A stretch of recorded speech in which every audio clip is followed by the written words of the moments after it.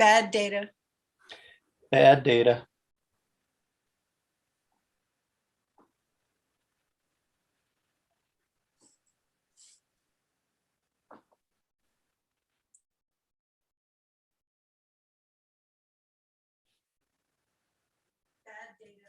Nope, there we go. Hello, everyone. Thank you for joining us for another episode of SEO Fight Club. I'm just saying hello in the YouTube chat. So if you are watching on YouTube, we are looking for questions. So we'll be looking there as well. Let me pop out that chat. Perfect. All right. So today, I thought it would be a good idea to do another one of those profiles and SEO type episodes where I look at what somebody else is doing on their page and kind of see what piques my curiosity from an SEO standpoint about what they're doing. And so I thought it would be cool today to take a look at Amazon's product page. Because I know a lot of people, especially in online retail, have very mixed opinions about Amazon. Some people say, oh, you got to do everything that Amazon's doing because, you know, they're the winner and they know things that we don't know. And then you have other people who say Amazon's product page is kind of low quality and noisy and cluttered and not a great shopping experience. And we probably don't want to emulate what they're doing. We want to differentiate from them.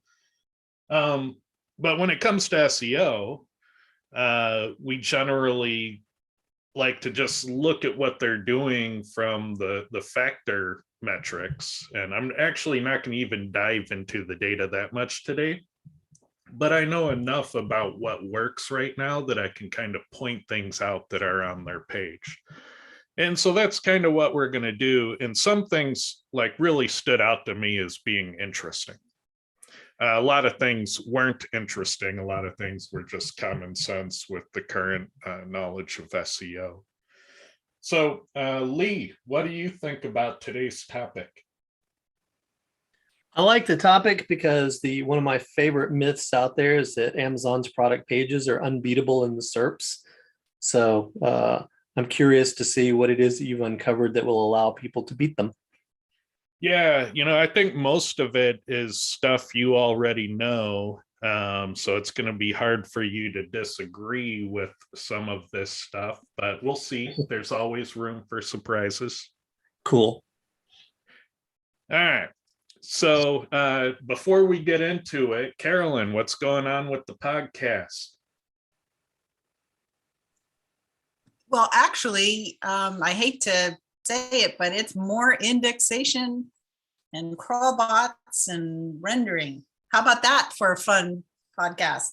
Yeah, you know, that part of Google, because there are so many large updates in a year, and these large update events tend to take a month or more to fully resolve. So if you get, you know, 3 Google updates that are the size of the core update each year, and we tend to see that's about what we see, and they tend to, you know, knock out indexing for 4 to 6 weeks each. You know, that's a part of Google that's broken 25% of the year. And that's a big problem. Is this kind of what you're seeing in your data? Yes, and also just the difference in the crawls themselves and how much activity will happen in there just when it's working and how little when it's not. Well, that's an awesome topic. So I highly recommend everyone go check out your podcast. It's on every single podcast platform imaginable. So if you have a favorite one, odds are it's probably there. You can also Google the podcast by name. It'll be #1 for Confessions of an SEO. I created a bit.ly link, so you can use that too. There's any number of ways to find it. And you still have your survey open if people want to suggest topics, right?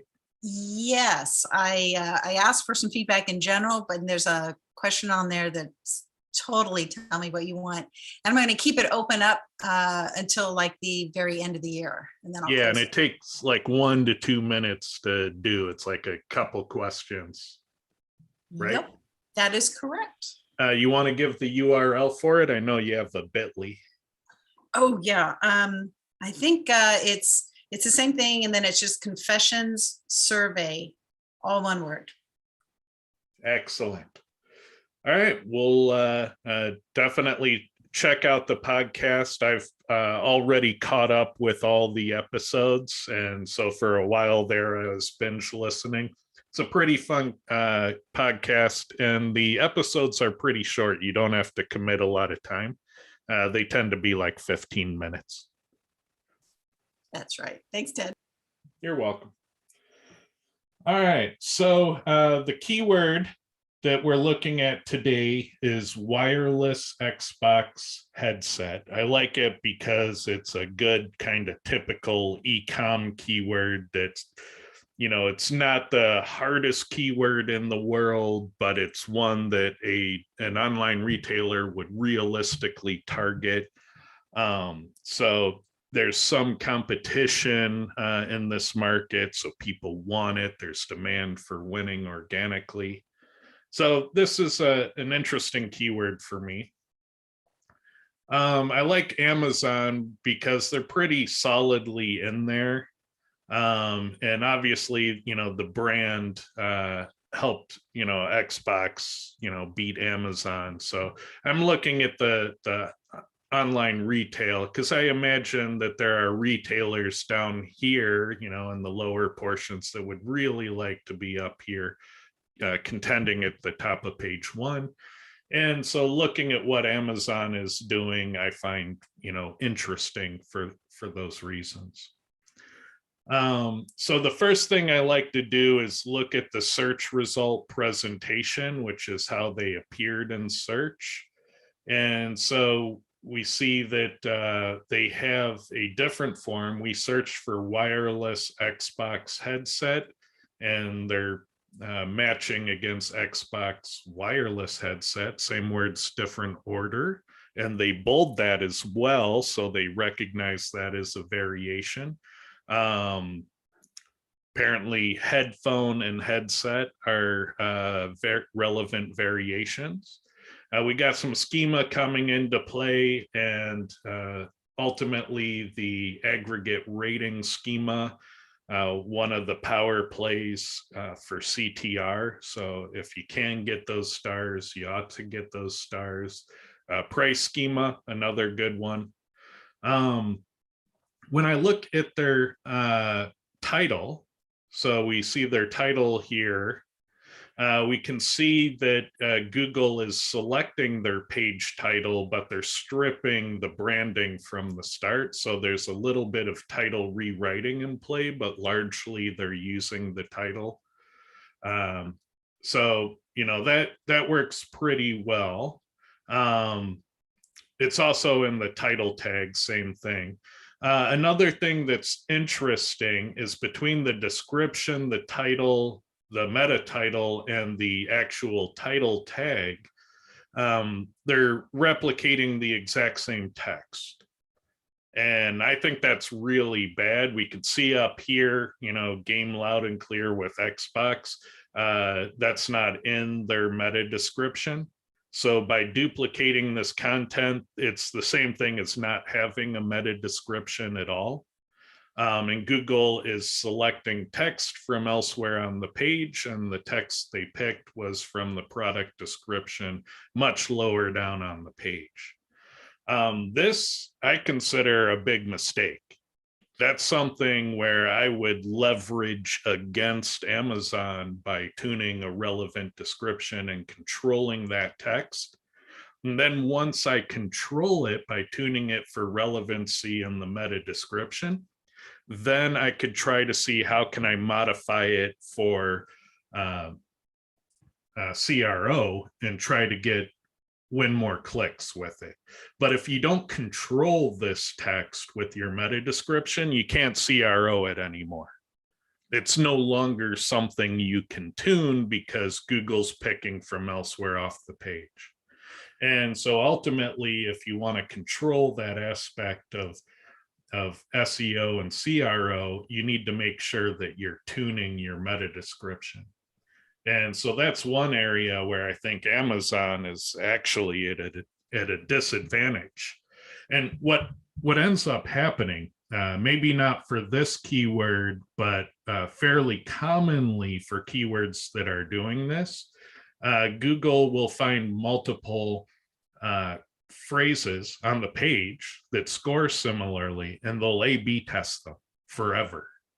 And when they do that, one of them will, rank, 3 positions or more higher, and the other one won't. And you'll see this volatility in their rankings, whereas Google picks and split tests the description text from the page, your rankings will go up, your rankings will go down, and over all the time.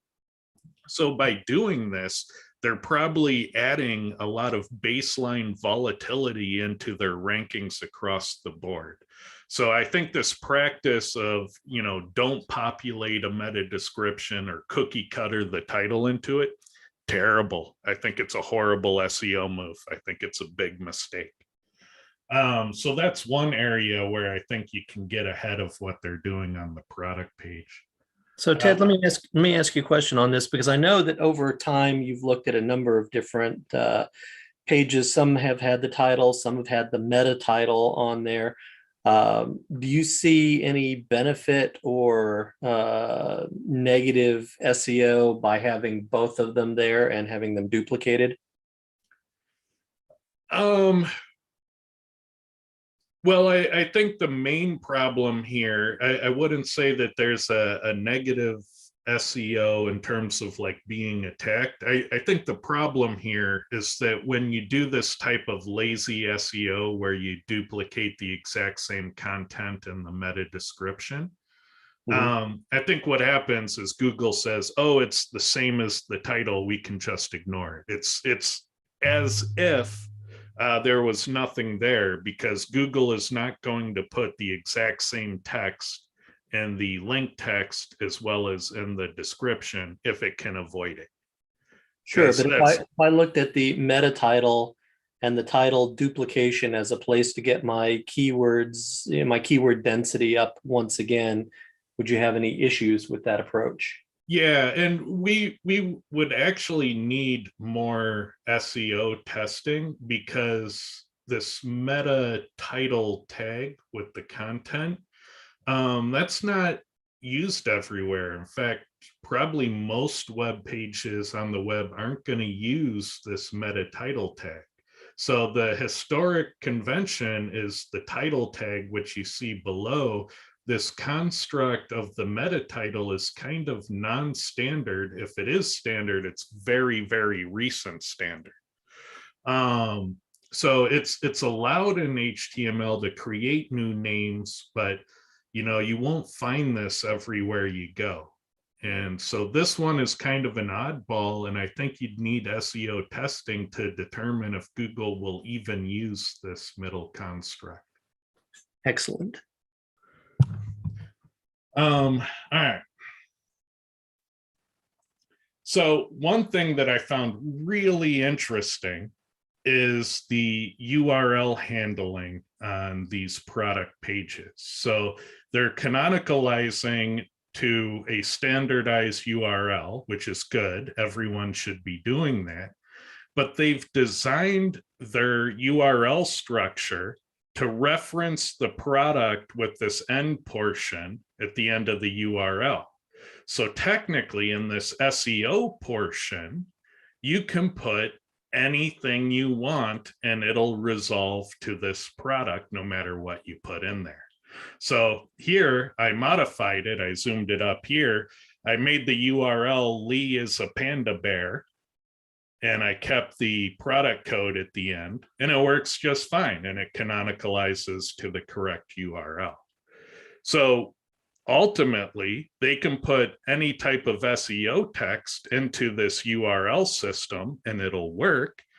And there are potentially backlink shenanigans you can do, because you can make all of your link building different keyword rich URLs. So you never use the same URL twice, and it all canonicalizes to the same page. So this is a very interesting construct. They're using it in a white hat way, but man, the black hat power of this type of URL handling is amazing. Like, my mind is going nuts on how many different ways you could exploit that in link building. What do you think about that, Lee? I just told Honey, I said, I need to get some Amazon clients. I've got an exploit. Yeah. Like, if you want your backlink profile not to be a million links going to one page, how about a million links going to a million URLs that canonicalize to one page? There's shenanigans possible with what they've built here. And I recommend that you go and play with it. It's a really nice URL handler, because you can put any SEO text you want and the URLs don't break. Yeah, the other thing I'd be thinking about, is there a WordPress plugin that can be created which would put the same functionality into a blog? Yeah, I mean, you could do this in PHP, so it's totally doable in WordPress. And yeah, there might already be ways of handling that. I wouldn't be surprised at all if this is a commonly done practice. Mm-hmm. So when I look at the actual product content, so they have their product information table and their product description, the actual product content for the page is remarkably thin. Like, this is nowhere near enough content to be competitive for high search volume keywords. So the fact that it is so thin, that it must be the entirety of the rest of the page that is doing most of the work to rank it.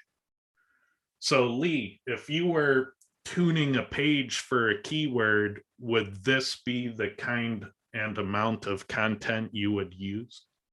No, I mean, this is the type of site that I would expect, all other things being equal, wouldn't rank for this keyword because the content is so thin. So the fact that they're here, for me, says that they're either doing some sneaky things under the page, or they're off page, and sort of that internal link juice is strong enough to get them there.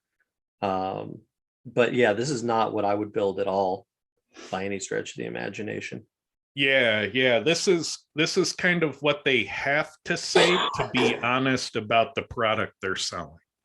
Right. And so this is the honest product information, and honest product information by itself does not rank.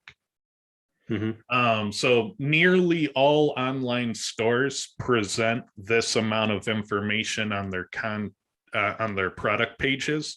And if you don't go beyond this a lot, you're going to have a hard time competing and ranking. Like, this is not enough information on an e-commerce product page to be successful organically. So there must be more going on. And everybody's been to Amazon, and you know that their pages are huge. You could measure Amazon product pages in linear feet of scrolling. They're big pages. Mm-hmm. So one of the first things is how much is hidden in upselling widgets. So here we have a carousel, products related to this item. So they're upselling related products, which is a great thing to do on an e-commerce site. But notice that they have 61 pages of 7 units per page. So they have hundreds of these related product tokens. And all of these things, they have gaming, wireless, headset, microphone, they have colors, they have noise canceling, Wired, Over Ear. They have brands, Turtle Beach, Steel Series,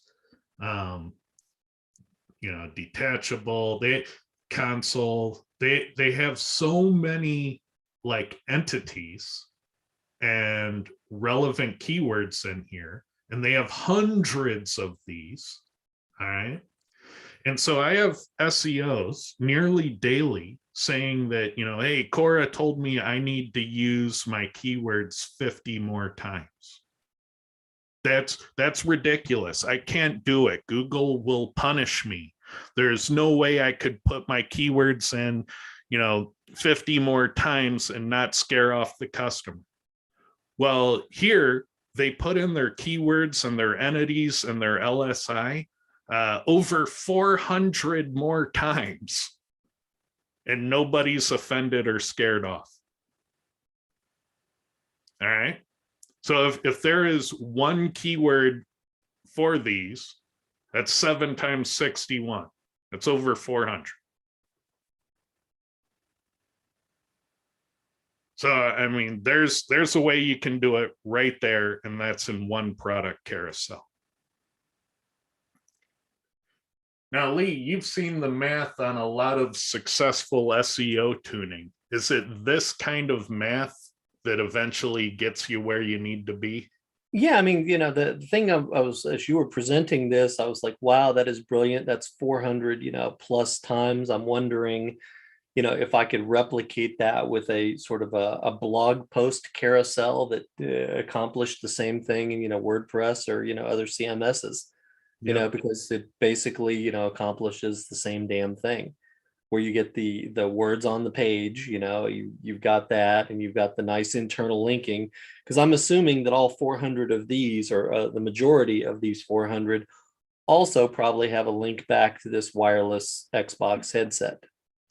Yeah. There's no reason why this couldn't be related web pages to this topic. Mm-hmm. And then you just have open graph data of the page image and the heading or whatever, the meta descriptions, and you have a carousel of related topical pages. Mm-hmm. Why not?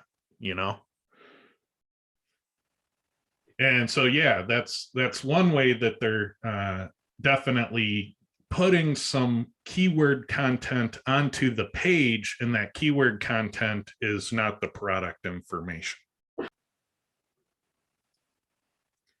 And then I look at all of the upselling units, because that was just one carousel. They have many.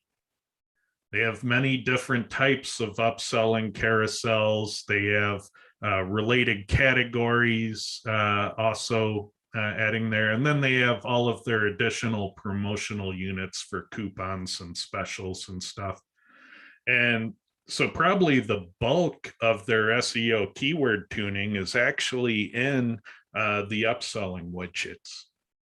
And there's a couple other zones that are important as well for word count, because these upselling widgets by themselves would create a ridiculous keyword density. Not that there's anything wrong with that, but normally people feel better when they kind of balance that out. And before we get into that, they also have this weird video thing where it's upload your video. I thought this was really interesting, and I went and explored it to see if there's any way to get a link out of being a video provider. And there's not. The way it works is you claim a brand, and it lets you create a specialized Amazon store where you can earn commissions. And it's the Amazon Influencers Program. And I think from an SEO standpoint, it's not necessarily a power play, but I think there's probably some recipes in specific niches where you could create a YouTube channel, and you additionally upload your videos that you upload to YouTube. You also put them into this program. And then you have your YouTube channel pointing the videos over to the Amazon influencer stores that you create for the products that are in your videos. And then you create a blog that then helps capture organic traffic and also drive them to the videos or to the Amazon store. So you could probably set up like 3 websites and have a really easy time getting rankings for affiliate purposes in both Amazon and Google Organic and in YouTube. And so I think that there's probably a recipe to just kind of focus on that type of architecture and make a successful affiliate system. But I don't think that's driving the SEO of the Amazon page. I just think that somewhere in there, there's a success formula. What do you think about that, Lee? You do a lot with YouTube videos. Yeah, I think that it is a, a possibility. If I were, a heavy affiliate, and so I would definitely be checking this out to see what all the benefits are, and testing around, because I mean, one of the things, I'll just take a step back as you're diving through the page and just looking at all of the different things that Amazon is using or potentially using. I'm getting ideas here not only for test, but other things that I may just go ahead and just implement on some other pages, because it's like another way of getting your keywords. It's another way of getting your page tuning correct.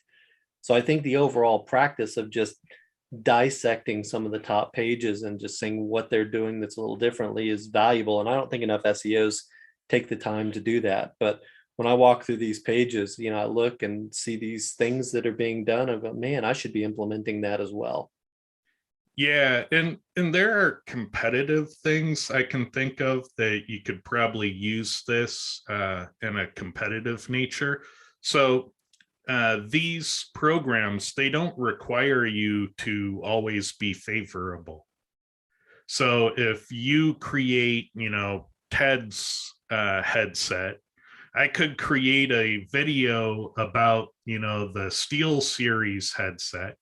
And I can say, in my video, today I'm comparing the Steel Series Arctis 1 to Ted's headset.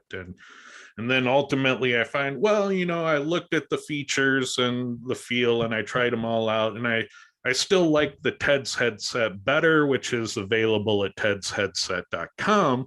And then I'm getting that video onto popular products on Amazon, telling people about tedsheadset.com. There might be competitive plays like that. So it could be interesting in that regard if you're in direct competition on a product by product basis. But they might have rules against mentioning websites. I don't know the rules of the program. Another thing they're doing is they're just wholesale repeating manufacturer information. I thought it was interesting that they did it as images on the page in this case. So that definitely helps avoid duplicate text. But it probably doesn't matter because they have so much other text that even this manufacturer information would be thin by comparison. So an example of the other text, they have a question and answer system where people can ask and answer questions about products, and you can search for them and you can upvote them. I think this is a great system, and they have 174 of these question answer paragraphs that are all keyword rich: Xbox console, Xbox wireless headset, Xbox team and the name, the manufacturers answering, Xbox Series X, Xbox One, Windows 10. Again, they're getting their keywords, they're getting their sentence count up, they're getting their keywords and entities and sentences, and they have 174 of these. And that's awesome. That's a lot of content on the page. that isn't specifically the product information. So this is another area where they're driving up their tuning to be very, very relevant topically for the keyword. Just What do as you- a side note on this, I mean, that's awesome, but just as a sneaky competitive thing, I'm going back to why wouldn't I go and in every competitive headset drop the question, how does this compare? How does this model compare to TED's headsets? Yeah, just name drop, brand drop. Yeah, it's just a cool little sneaky thought. But yeah, I think the Q&A is another one. I know, you can seed the questions and answers here, but if you do a good job with it, it's certainly a keyword rich zone on the page. And I'm guessing on this particular page, there's just this because it's got 174 questions is probably, 50 to 100 times the content that appears up in the description and product information. Yeah, exactly. And they built it so that they're only showing 4 good ones. Who cares if the other 170 are just kind of weak content? I mean, most of it will probably never be seen.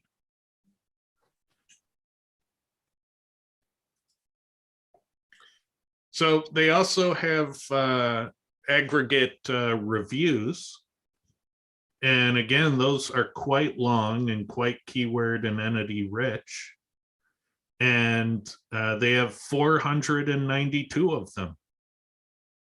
And so again, it's the product information on the page is very quickly approaching 0% of the content. And so when I go to people's online stores and I see that the product information on the page is all the page has, but you go to Amazon and it's 0% of the content, there's a big difference between what you're doing, tactically. And so obviously having lots and lots of keyword rich content is going to be more beneficial. So Ted, back when you were doing the e-com, I mean, it seems like here, based on what you're showing, there's 2 huge content zones on some of these bigger products. The one is the Q&A zone and the other here is the review zone. Did you implement those on the different product pages when you were building your e-com pages? Not initially. You have to remember, I go back to the dawn of the graphical web. I'm that old. I had the first graphical web browser when it still required a signed NDA to use it. Mm-hmm. And so I saw the evolution of all this firsthand. And online retail started off with just the product information. That's all it was the product information and your buy now button. And so it's come a long way. I'd say that the reviews came next. And then after that, the question and answer and the video carousels, those things are more modern than the reviews. But these are all systems for you to build out your topical relevancy for the keyword you want to target. And so when you look at the product page today versus where it started, where it started information, that product information really is about 0% of the content for the page. And so the review content, the question and answer content, and the upselling carousels are making up 95+% of the content so far. And so if you're not employing those strategies, you're at a huge content disadvantage. You're probably sitting on your product information going, I can't use my keyword 50 more times in the product description. And you're right, you can't. That would be totally weird. And so you need to think long and hard about how you're going to get your topical relevancy math onto the page. And Amazon has executed on that very, very well.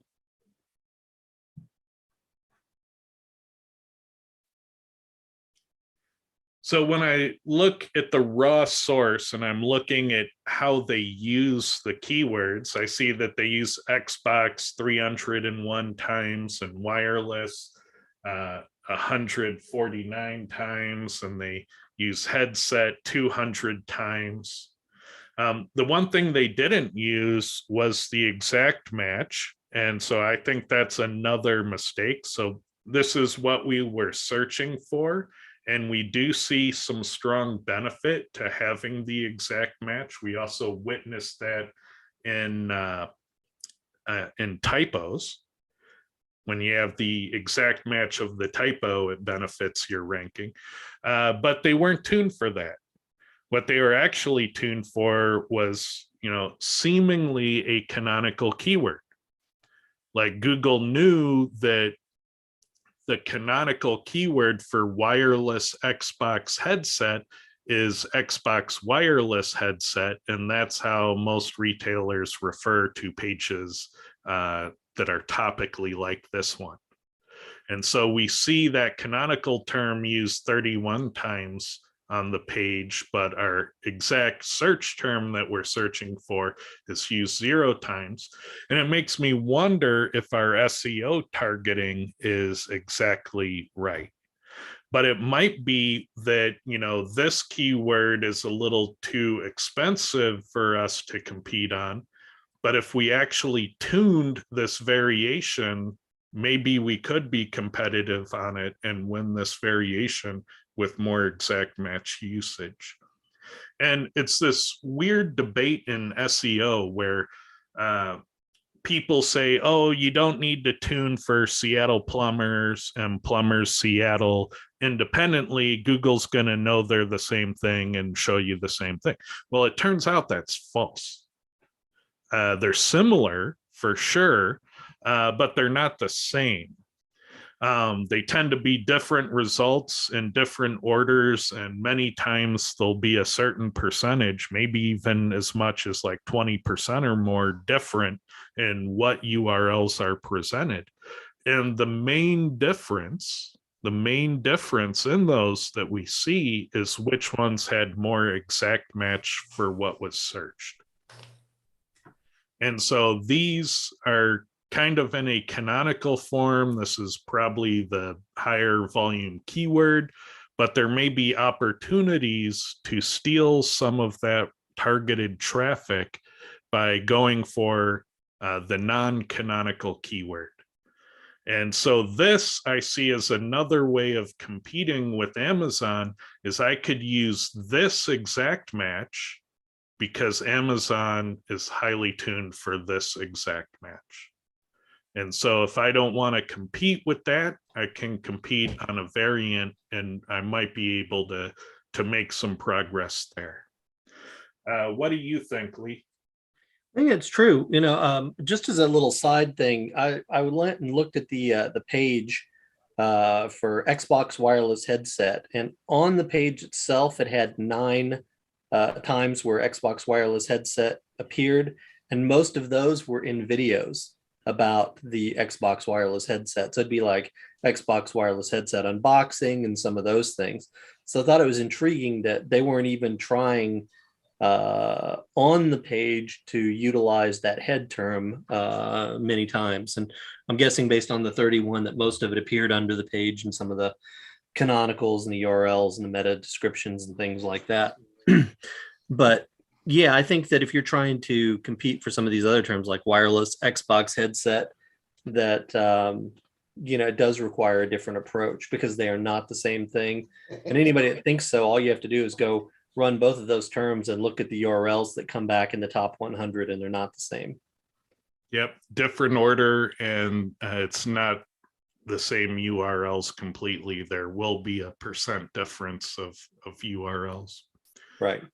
And so this notion of a canonical keyword, this is kind of a new cutting edge SEO concept. It is definitely not proven, but there's kind of a growing amount of evidence saying that, the way Google is handling search terms is kind of leading to this canonical notion. So over here, we say wireless Xbox headset, but the things that are coming up are Xbox wireless headset.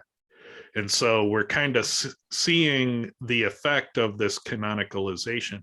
And I'd probably abstract it one more layer and say that there's a type of keyword format in play here where it is brand name product type. So Xbox being brand, wireless headset being product type. Down here, Xbox One being brand, wireless headset. Microsoft wireless headset, so brand, product type. And so there might be actual design patterns to search terms that make them a canonical form that Google is preferring and ranking. And so if you're targeting a keyword like wireless Xbox headset and you see that what Google is ranking is a different form, you may want to consider that in your strategy. You may want to compare these forms and Google Trends, see if one is a bigger opportunity, and the one probably is. And, one reason why Google would want to have a canonical form of a search term is their advertising, because then all of these variations of the same thing will all group up on the same competition for ad bidding. And so I'd imagine that there is some construct on Google's end that is, similar in idea to a canonical keyword form. But again, totally unproven, but there is a growing body of evidence that says that something special along these lines is happening. What do you think, Lee?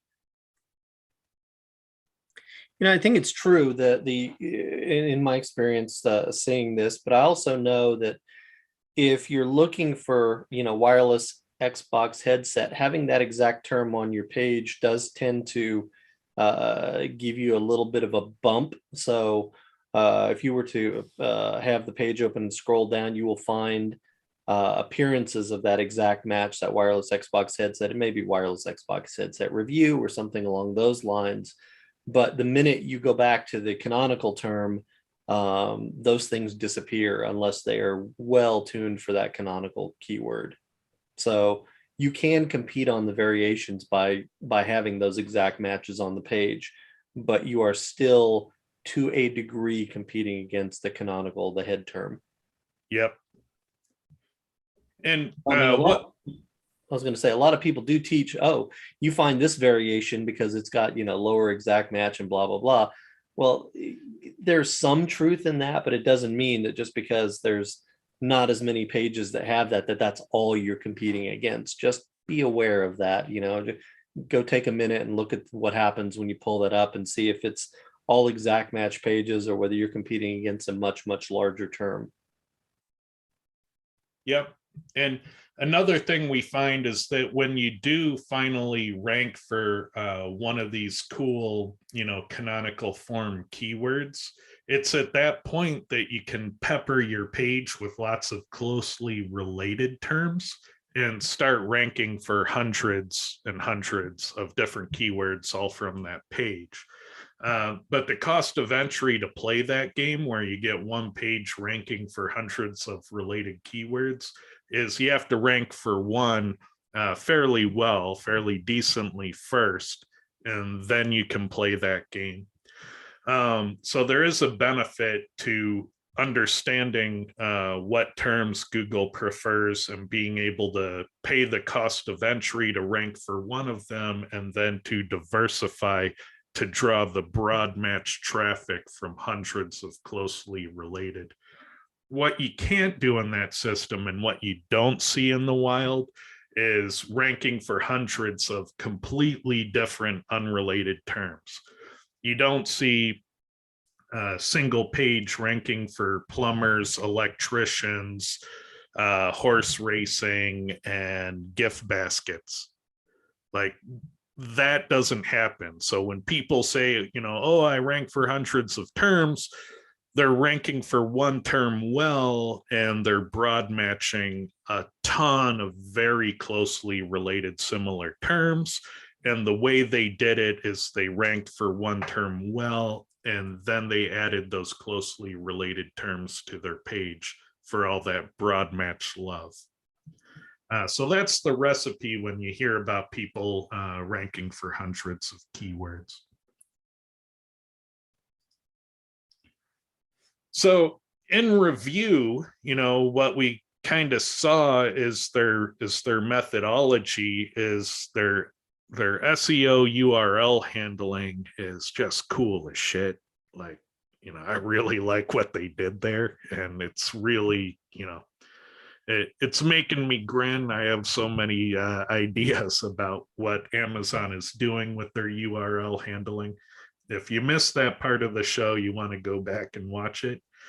The canonical keyword, not a proven thing, but it's definitely interesting how it plays out in the search results and in Amazon's tuning of the page. So I would kind of be mindful of it, maybe add it to your keyword research. The upselling units, power play for online retail. If they need to compete with a new competitor, they can add an extra 100 products per carousel. Boom, done. The fact that they have a system like that where they can ratchet up and down their tuning makes it super easy to get the ranking math to add up. They have hundreds of Q&A paragraphs. They only show 4 good ones. So after the 4 good ones, the hundreds of extra paragraphs could be of any quality standard, and most of the time, no one will ever see it. Same thing with the review paragraphs. They show the top reviews, and you have to engage forms and go to other URLs to really slice and dice those more, but they can use any amount on page. And their product info is in fact quite thin when you look at the product information on the page compared to all these other content areas. The product information very quickly approaches 0% of the content. And so, when you look at your online retail customers, what percentage of the page content is the product information?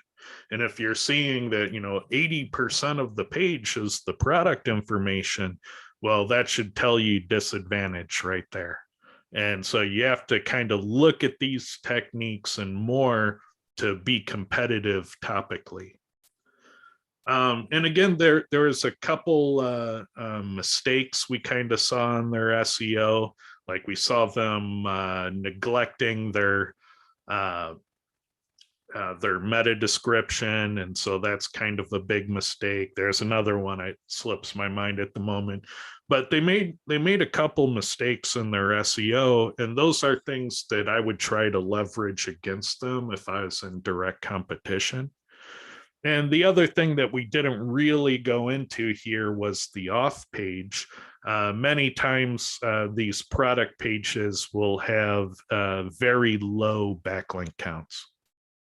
And so I've often found that competing directly with a product page often took 25 links or sometimes even less to compete with those pages and outrank them. So I think when you look at the actual backlink profiles of these leaf node product pages, you're going to find that their off page isn't as strong as you think it is. And they're so far removed from the Amazon homepage that they're not really getting a lot of link juice from the tree trunk. And because of that, it's actually kind of easy to compete with Amazon products in general. It's a bit more tricky to compete with the category pages, and then it's extremely difficult to compete with, you know, a homepage related term or off homepage content. But, you know, in terms of competing with their products, it's totally doable. I did it for 17 years to great effect. So I wouldn't be daunted by competing with Amazon product pages. But you should understand what they're doing, why they're doing it, how they're doing it, and what results they get for doing it. Those are good things to understand.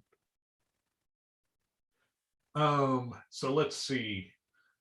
We have a few questions here. Every weekend, my site's rankings drop. Do you know why that is happening? It could be dropping more frequently than that, and you're just not checking often enough. Oftentimes, there is title text and description text split testing. So Google can't decide which title or description text to use. And as they try the different ones constantly, your rankings go up and down. There's also cannibalization issues. So you might find that you are swapping with a different page.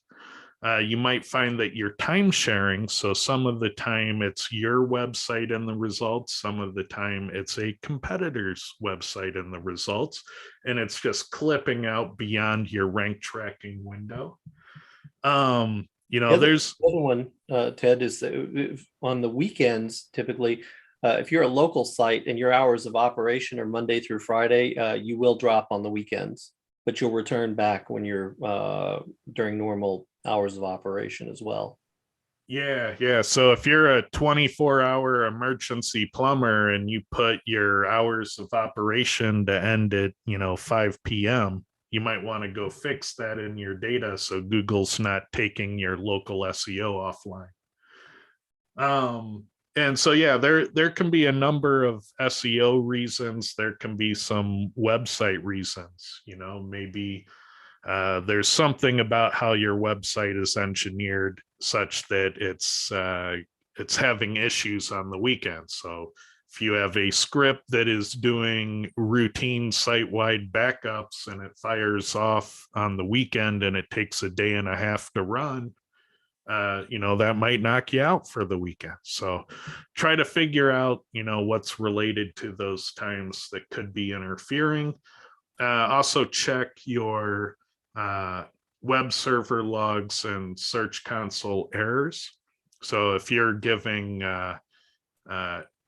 500 errors to Googlebot for whatever reasons, whether you're being attacked as part of negative SEO or your web development is buggy, those things could cause routine falling out of search and coming back when it recovers and falling out when it happens again and coming back when it recovers.